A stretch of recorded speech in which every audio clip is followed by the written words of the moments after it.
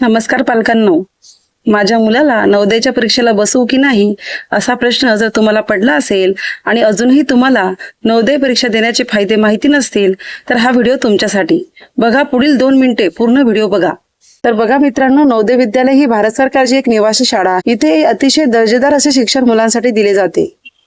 या परीक्षेत बसण्याचा आणि पास होण्याचा सर्वात मोठा फायदा म्हणजे पूर्णपणे मोफत शिक्षण. येथे विद्यार्थ्यांना निवास, भोजन, गणवेश व पुस्तके हे सर्व मोफत दिले जाते.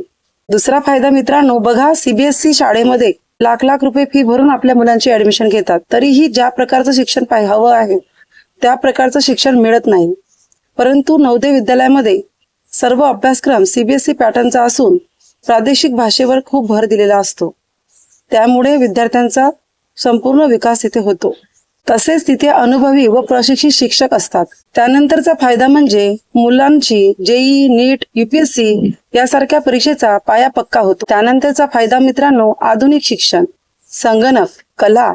फक्त अभ्यासावर भर नाही तर या सर्व गोष्टीवर सुद्धा तिथे भर दिला जातो. मुलांचा व्यक्तिमत्व विकास व्हावा यासाठी सर्व उपक्रम राबवले जातात. आपले मुलं घरी कधी उठतात त्यांचा टाइम ठरलेला नसतो, परंतु निवासी शाळेमध्ये सर्व गोष्टी ह्या शिस्तबद्ध पद्धतीने होतात. उठण्याची वेळ, जेवणाची वेळ, खेळाची वेळ तसेच अभ्यासाची वेळ ठरवून दिलेली असते.